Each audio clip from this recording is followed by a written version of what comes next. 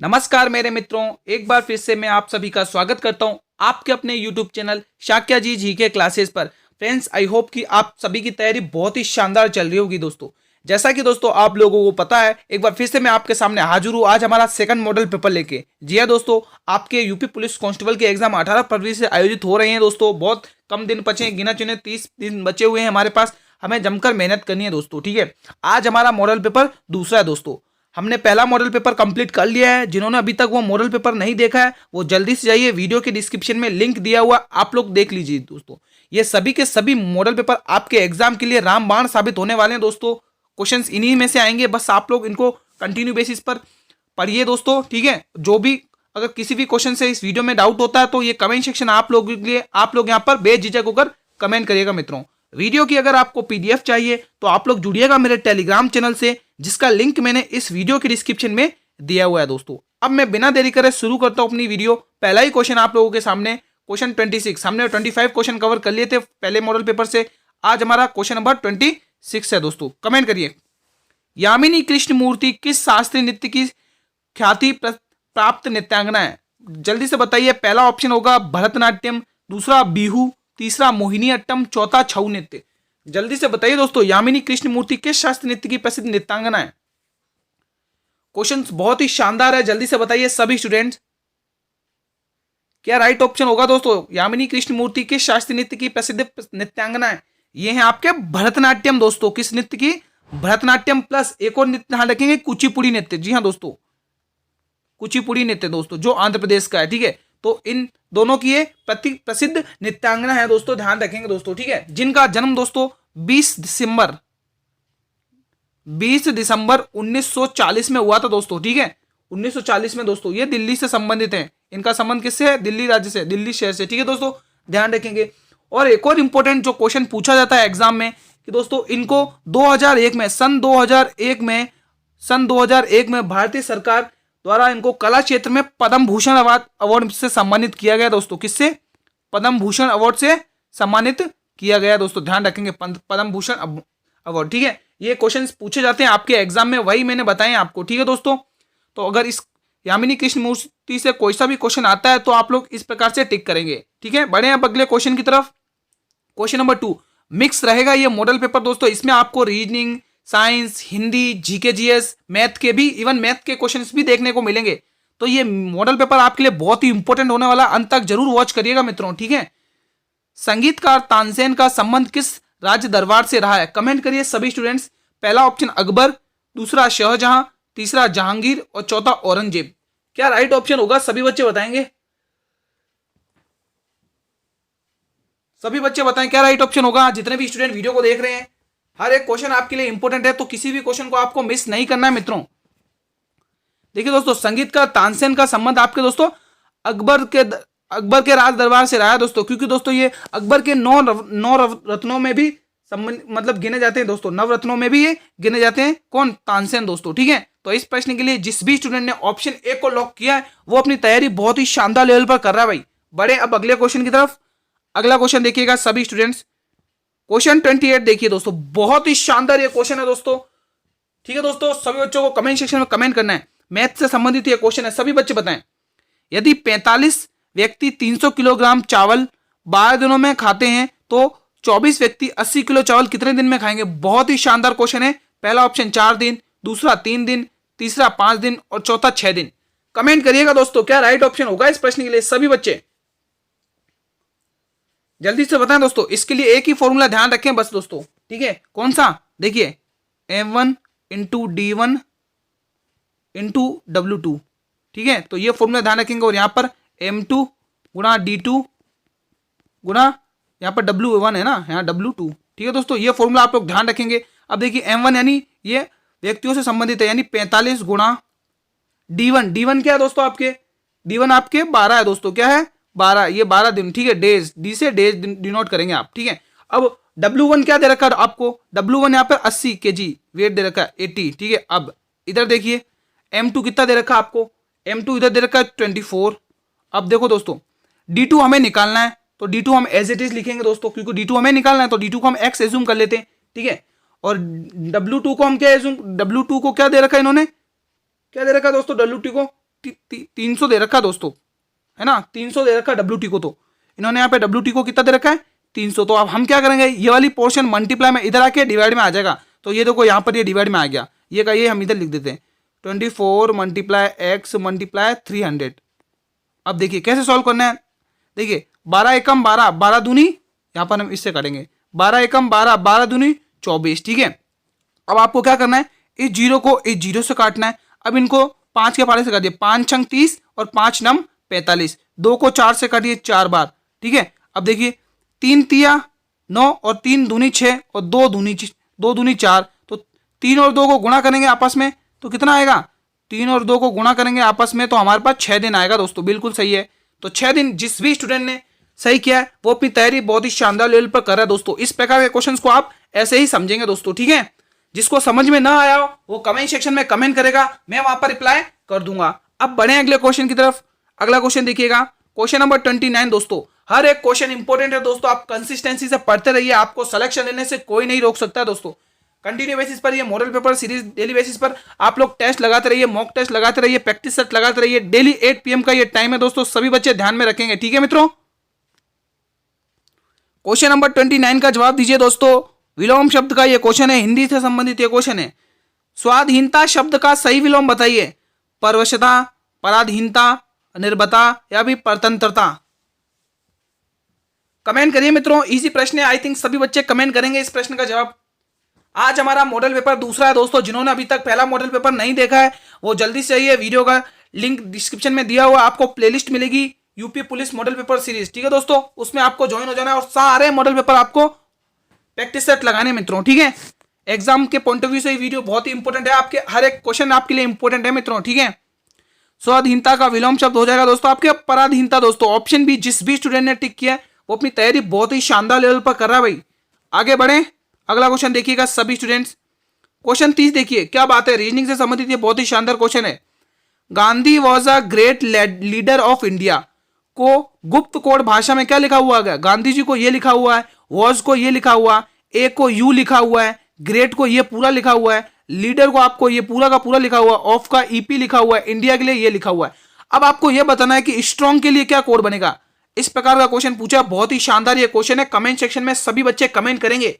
Reasoning का दोस्तों ये क्वेश्चन है, जल्दी से बताएं सभी बच्चे। ये 4 ऑप्शन आपके सामने दे रखे हैं, क्या राइट ऑप्शन होगा इस प्रश्न के लिए, सभी बच्चे बताएंगे जितने भी स्टूडेंट वीडियो को देख रहे हैं। और अंत में सभी स्टूडेंट कमेंट करेंगे कि किसने कितने क्वेश्चन सही किए दोस्तों, ठीक है। आज दूसरा ही मॉडल पेपर है हमारा।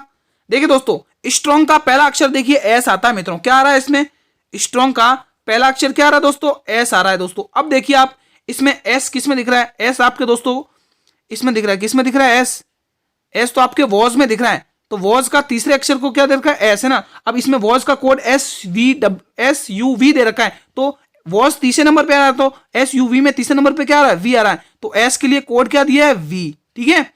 अब देखिए अगला क्या दे रखा है, टी। अब यहां पर टी लिखिए। अब टी किस में दिख रहा है दोस्तों आपको, टी ग्रेट में दिख रहा है, किस में दिख रहा है, ग्रेट। ग्रेट में कौन से में, लास्ट वाला है ना। तो आप ग्रेट के लिए कोड क्या क्या, क्या दे रखा था आप लोगों के लिए, आपको दिया था RDTUB। अब देखिए RDTUB में सबसे लास्ट अक्षर कौन सा है, बी है, तो टी के लिए कोड क्या हो गया, बी हो गया दोस्तों। क्या कोड हो गया, बी हो गया, ठीक है। अब देखिए दोस्तों इसमें आर आता है। अब यहां पर आप आर लिखिए, आर के लिए कोड बनाइए। आर किस में आ रहा है दोस्तों, आर आपके ग्रेट में ही आ रहा है, ग्रेट के सेकंड वाले नंबर पर आर इसमें इधर भी है दोस्तों। क्या होगा जल्दी से बताइए, क्या होगा दोस्तों। आपको सिर्फ दोस्तों उसमें नहीं देखना, खाली इसमें लीडर का कोड देखिए आप, लीडर में आर आ रहा है लास्ट में, इसमें लीडर के लिए ये QTUZTD दे रखा है, लीडर के लिए कोड क्या दे रखा है, QTUDZ। इसमें देखिए आर आपके लास्ट नंबर पे आ रहा है और इसमें आपके लास्ट नंबर पे क्या आ रहा है, डी, तो आर के लिए कोड क्या होगा, डी। तो VBD किस में दिख रहा है, VBD 2 ऑप्शन में दिख रहा है, 3 ऑप्शन में दिख रहा है। आगे और सॉल्व करते हैं, ठीक है। अब आपको बनाना है कोड ओ का, हमने आर का बनाना है, अब बनाना है ओ का। और ओ किस में दिख रहा है आपको, ओ किस में दिख रहा है दोस्तों, सभी बच्चे ध्यान से देखेंगे। इसमें ओ दोस्तों आपके ऑफ में दिख रहा है और ऑफ के लिए कोड आपके लिए दे रखा है EP। तो ऑफ में पहला अक्षर ओ आ रहा है, तो EP में पहला अक्षर ई आ रहा है, तो ओ के लिए कोड क्या होगा, ई। अब देखिए VBDE अभी भी नहीं हो रहा। और आगे देखिए एन के लिए अब हम यहाँ पर बनाएंगे, यहाँ पर हम एन के लिए बनाएंगे।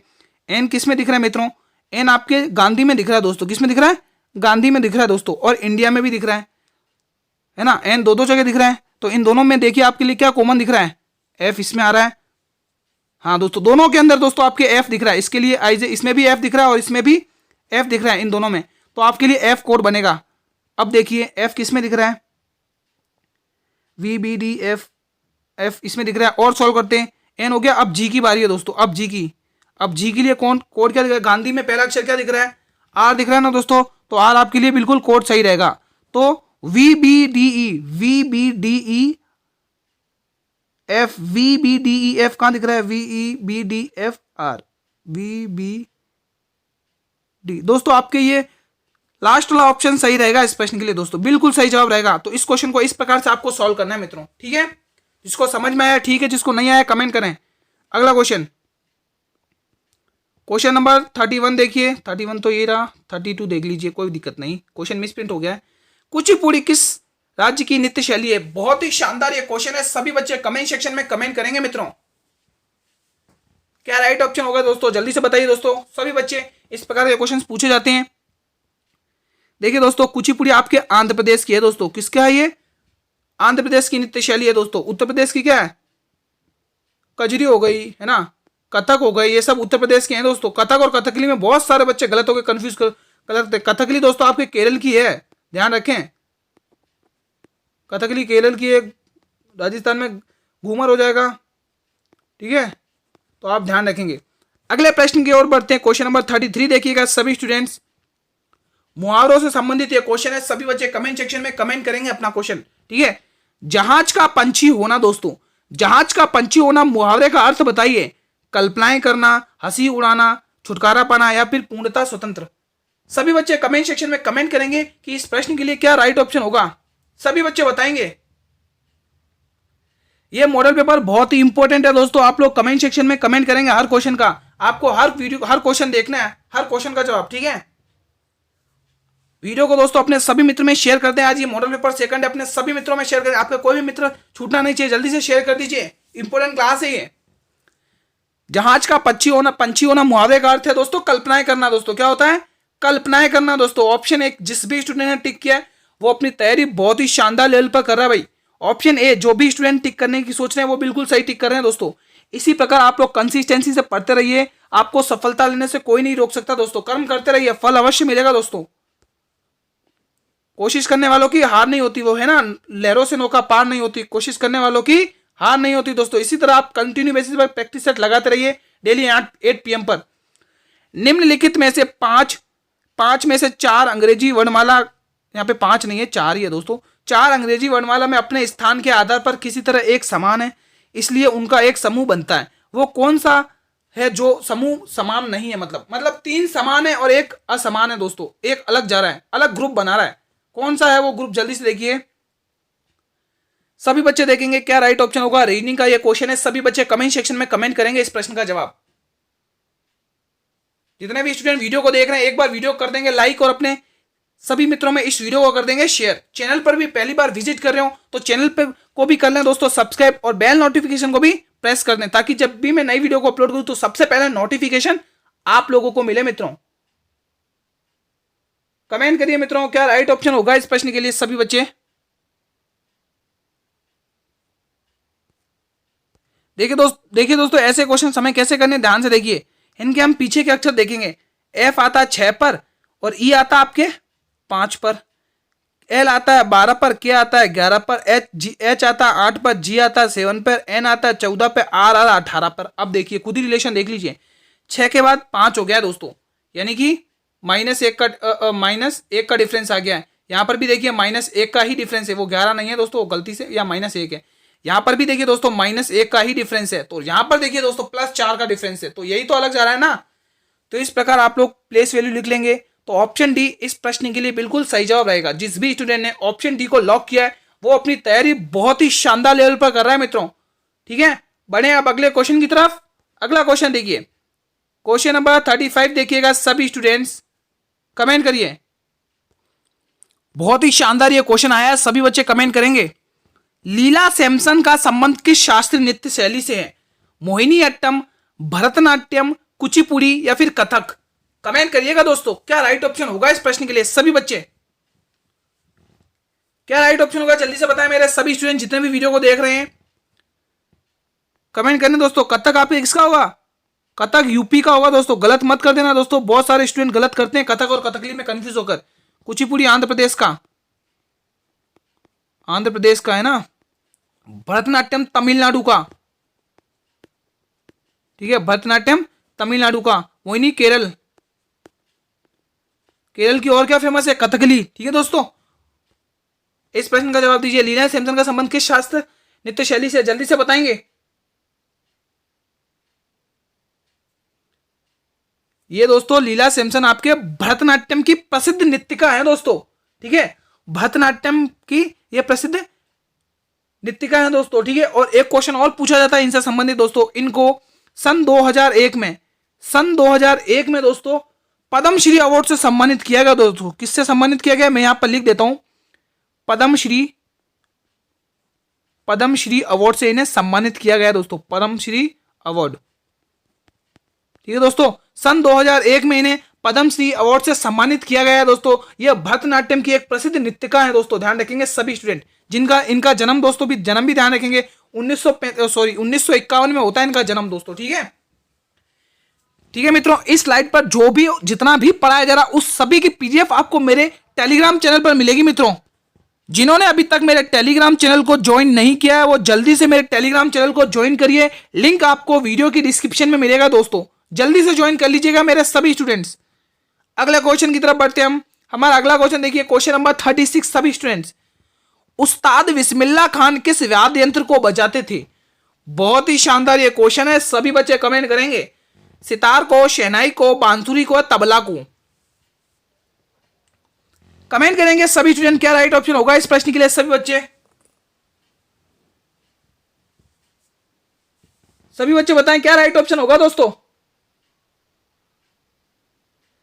उस्ताद बिस्मिल्लाह खान बजाते थे दोस्तों, आपको शहनाई बजाते थे दोस्तों। क्या बजाते थे? शहनाई बजाया करते थे दोस्तों। इनका जन्म कब हुआ था? ध्यान रखेंगे दोस्तों, उस्ताद बिस्मिल्लाह खान का जन्म ध्यान रखेंगे दोस्तों। जन्म यहां पे लिख दो, जन्म है ना। उस्ताद बिस्मिल्लाह खान का जन्म कब हुआ था वो देखिए ध्यान से। ठीक है, तो आप ध्यान रखेंगे, पूछ लिया जाता है। इनका जन्म 21 मार्च 1916 में हुआ था। 21 मार्च 1916 में इनका जन्म हुआ था और ये 2006 तक जिए, फिर ये स्वर्ग को प्राप्त हो गए दोस्तों। ठीक है, 2006 तक जिए ये, फिर स्वर्ग को प्राप्त हो गए। और क्वेश्चन इनसे पूछा जाता है, वो पूछा जाता है इनसे, क्या क्वेश्चन पूछा जाता है कि इनको उस्ताद बिस्मिल्लाह खान को दोस्तों सन 2001 में, यहां पर लिख देता हूं, सन 2001 में भारत रत्न से सम्मानित किया गया दोस्तों। किससे? भारत रत्न से इन्हें सम्मानित किया गया। ठीक है मित्रों, ये आप ध्यान रखेंगे। सन 2001 में इन्हें भारत रत्न से सम्मानित किया गया दोस्तों, जिनका जन्म 21 मार्च 1916 को होता। ये प्रसिद्ध शहनाई वादक थे दोस्तों, ये आप ध्यान रखेंगे। बढ़े अब अगले क्वेश्चन की तरफ। अगला क्वेश्चन भी देख लीजिएगा, क्वेश्चन नंबर 38 देखिए। क्वेश्चन नंबर 38 देखिएगा सभी स्टूडेंट। बेसबॉल में प्रत्येक पक्ष में खिलाड़ियों की संख्या कितनी होती है? इजी प्रश्न है, आई थिंक सभी बच्चे कमेंट करेंगे। 9, 8, 7 या फिर 6? जल्दी से बताइए मित्रों, हर एक क्वेश्चन आपके लिए इंपॉर्टेंट है दोस्तों। आज हमारा ये मॉडल पेपर दूसरा है। जिन्होंने अभी तक मॉडल पेपर पहला नहीं देखा है वो जल्दी से जाइए, वीडियो के डिस्क्रिप्शन में लिंक दिया हुआ है प्लेलिस्ट का, आप लोग वहां से देख लीजिए दोस्तों। ठीक है, मॉडल पेपर सेकंड है, सभी स्टूडेंट में शेयर करेंगे, अपने सभी स्टूडेंट में। इंपॉर्टेंट क्लास है आप लोगों के लिए। ये डेली बेसिस पर आपके ये क्लास 8 PM पर चलती है। आपको डेली बेसिस पर जुड़ना है और अपनी तैयारी एनालाइज करना है कि मेरे किस स्टूडेंट की कितनी तैयारी चल रही है, कैसी तैयारी चल रही है, वो सब आप कमेंट सेक्शन में बताएंगे। बेसबॉल में दोस्तों आपके 9 खिलाड़ी होते हैं दोस्तों। कितनी संख्या होती है? 9 खिलाड़ी को दोस्तों। ऑप्शन ए, जिस भी स्टूडेंट ने लॉक किया ऑप्शन ए को, वो अपनी तैयारी बहुत ही शानदार लेवल पर कर रहा है भाई। अगले क्वेश्चन की तरफ बढ़े, क्वेश्चन नंबर 39 देखिएगा। सिंधु घाटी सभ्यता के लोगों का मुख्य व्यवसाय क्या था दोस्तों? बहुत ही इजी क्वेश्चन है। कृषि, पशुपालन, व्यापार या फिर शिकार?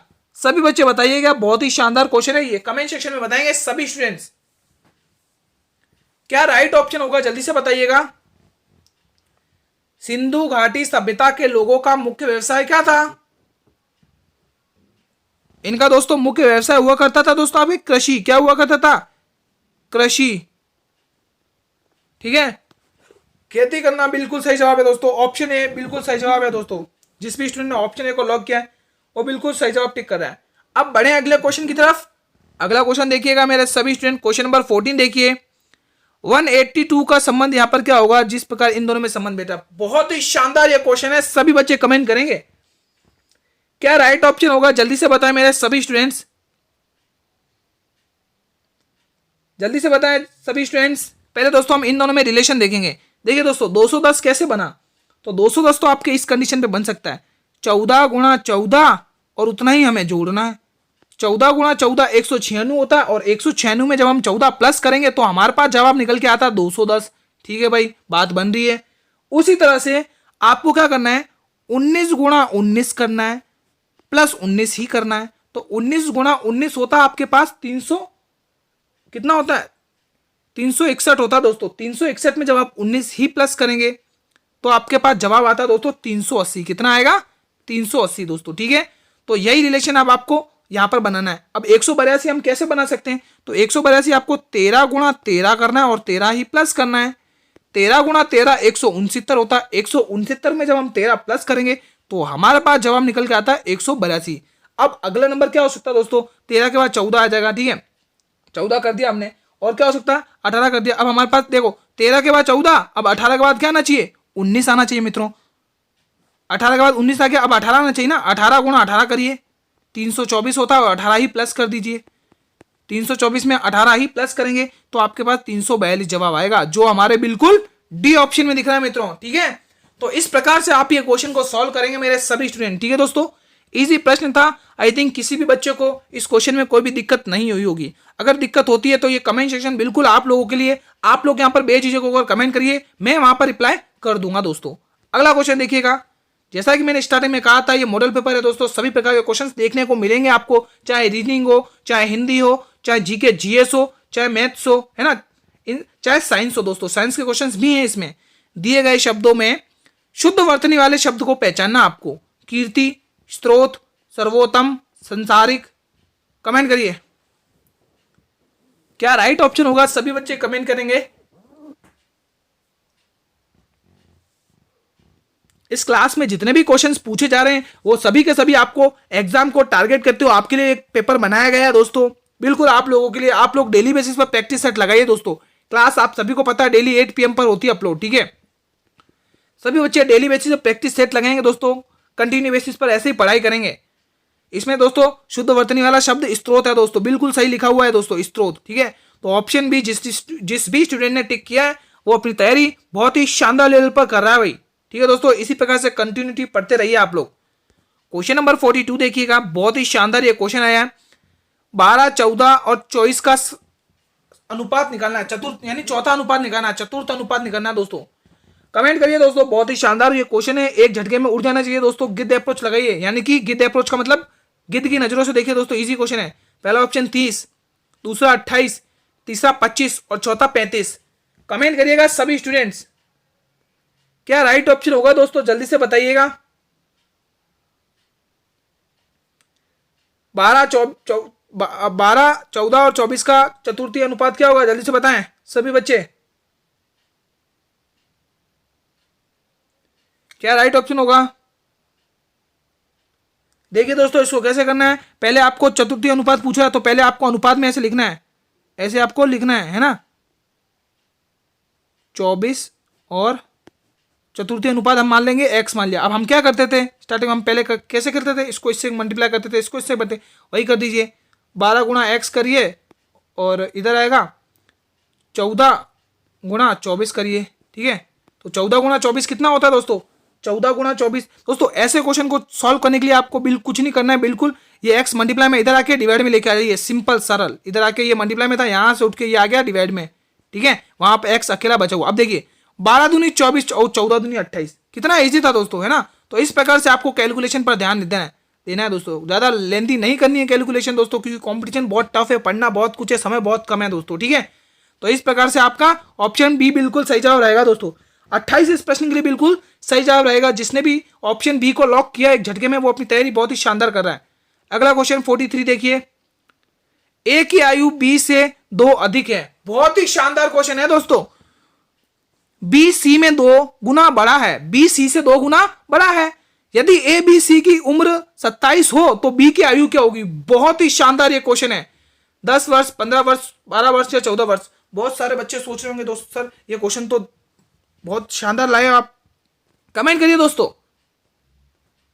दोस्तों हमें पूरा क्वेश्चन पढ़ना है, फिर समझना है, फिर क्या बोल रहा है वो देखिए दोस्तों। यहां से देखिए दोस्तों, बी में सी 2 गुना है। अगर देखिए दोस्तों सी की आयु, हम यहां पर सी की आयु मान लेते हैं, सी की आयु यहां पर हम लिख देंगे सी की आयु। अब देखिए दोस्तों सी की आयु हम एज्यूम कर लेते हैं एक्स, क्या एज्यूम करेंगे एक्स। अब वो क्या बोल रहा है, जो बी है ना वो सी में 2 गुना है, तो बी यहां पर लिख दिए। अब सी में 2 गुना है तो सी एक्स है, तो बी कितना होगा 2x होगा। ठीक है भाई, बिल्कुल सही बात गुरु जी, बिल्कुल सही कह रहे हो आप। आगे देखिए, अब ए और अब देखिए यहां पर क्या बोल रहा है, ए की आयु बी से 2 वर्ष अधिक है, बी से 2 वर्ष अधिक है, तो यहां पर ए की आयु देखिए, ए की आयु देखिएगा, ए की आयु यहां पर देखिए बी से 2 वर्ष अधिक है, तो बी की क्या है 2x है, और 2 वर्ष वो अधिक है, तो ये आ गई ए की आयु। अब वो क्या बोल रहा है, ए बी सी तीनों की आयु 27 है। यहां पर देखिए ए प्लस बी प्लस सी तीनों की आयु कितनी है 27 है।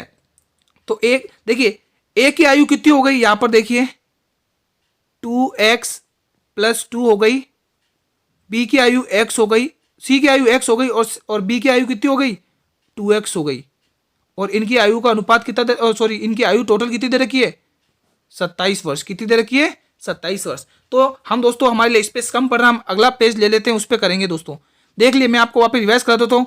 ए की आयु 2x प्लस 2 है, बी की आयु 2x है, और सी की आयु x है, और इन तीनों की आयु का योग कितना दे रखा है 27 दे रखा है। हम अगले पेज पर करेंगे ये क्वेश्चन।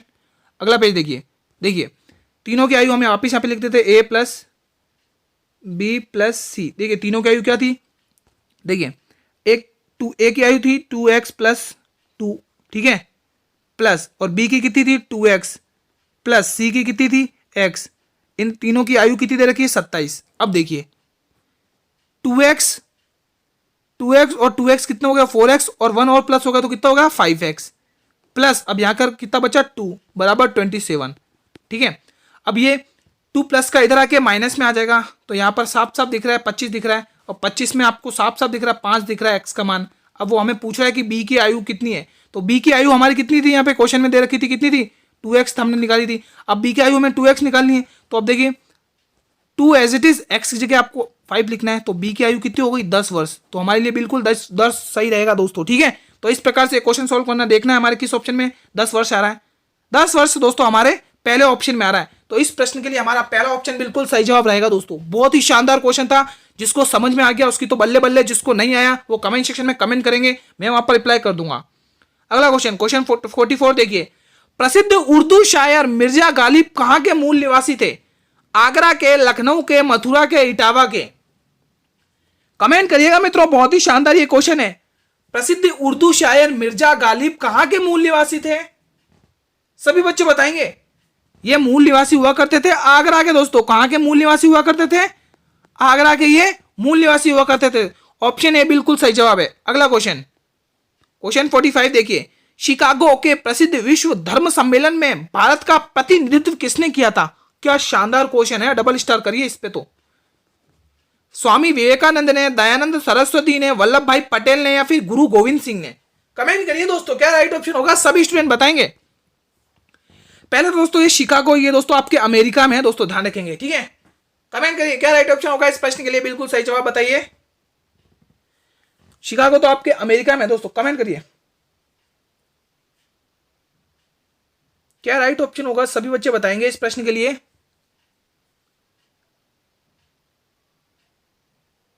जल्दी से बताएं दोस्तों। दोस्तों हम इसमें थोड़ा सा और बता देते हैं आपको, ये वाले क्वेश्चन हम अगला वाला क्वेश्चन देख लेते हैं। हम अगला वाला क्वेश्चन देख लेते हैं। 44 देखिए, हमने बताया था कि ये आगरा से संबंधित है, प्रसिद्ध उर्दू शायर मिर्जा गालिब दोस्तों। ठीक है, अब ये किसके दरबारी कवि थे, क्वेश्चन ये पूछा जाता है। मैं आपको बताना भूल गया यहाँ पर, ये किसके दरबारी कवि थे, दरबारी कवि, ये भी ध्यान रखे पूछा जाता है। ये दरबारी कवि किसके हुआ करते थे, किस मुगल शासक के, अंतिम मुगल शासक कौन सा था, बहादुर शाह जफर दोस्तों। ये बहादुर शाह जफर के दरबारी कवि हुआ करते थे, बहादुर शाह जफर। ठीक है, जफर, मैं आपको यहां पर बताना भूल गया था। ठीक है, ये बहादुर शाह जफर के दरबारी कवि हुआ करते थे। इनका जन्म दोस्तों आगरा में एक सैनिक परिवार में हुआ था दोस्तों। इनका जन्म किसमें हुआ था, आगरा में एक सैनिक परिवार में इनका जन्म हुआ था दोस्तों। ये भी आप ध्यान रखेंगे इस क्वेश्चन से संबंधित। ठीक है, अब अगला क्वेश्चन देखिए, वही क्वेश्चन 1445 देखिए। हाँ, शिकागो के प्रसिद्ध धर्म सम्मेलन में भारत का प्रतिनिधित्व किसने किया था? किसने किया था दोस्तों, ये जल्दी से बताइए। इनका प्रतिनिधित्व हमारे भारत का किया था स्वामी विवेकानंद ने दोस्तों। किसने किया था? स्वामी विवेकानंद ने किया था दोस्तों। ठीक है, इन्होंने कब भाग लिया था, डेट पूछी जाती है तो इन्होंने 11 सितंबर 1893 ईस्वी में इन्होंने भाग लिया था दोस्तों। ध्यान रखेंगे दोस्तों, ये डेट पूछी जाती है, इंपॉर्टेंट है एग्जाम के पॉइंट ऑफ व्यू से। ठीक है मित्रों, अब अगले क्वेश्चन की तरफ बढ़ते हैं। क्वेश्चन 46 देखिए, लोकसभा में महासचिव की नियुक्ति कौन करता है? लोकसभा में महासचिव की नियुक्ति कौन कराता है? महासचिव को नियुक्ति कौन कराता है? अध्यक्ष, उपाध्यक्ष, राष्ट्रपति या फिर उपराष्ट्रपति? कमेंट करेंगे मेरे सभी स्टूडेंट। बहुत ही शानदार क्वेश्चन है ये। इनको दोस्तों नियुक्ति कराता है अध्यक्ष कराता है दोस्तों। कौन कराता है मित्रों? अध्यक्ष नियुक्ति कराता है दोस्तों। ध्यान रखेंगे सभी स्टूडेंट्स। अगला क्वेश्चन 47 देखिए, भारत में नई संसदीय समिति प्रणाली की शुरुआत कब की गई? 1991 में, 1992 में, 1996 में या फिर 1997 में? सभी बच्चे बताएंगे कमेंट सेक्शन में। बहुत ही शानदार ये क्वेश्चन है।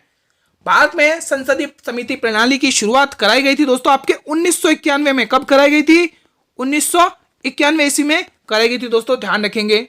बढ़े अब अगले क्वेश्चन की तरफ। क्वेश्चन 48 देखिए दोस्तों। हर क्वेश्चन आपके एग्जाम के पॉइंट ऑफ व्यू से इंपॉर्टेंट है, इसलिए वीडियो को पूरा अंत तक वॉच करना है दोस्तों। इंपॉर्टेंट ये क्लास है, मॉडल पेपर सेकंड है। सभी मित्रों में शेयर करेंगे, अपने सभी मित्रों में।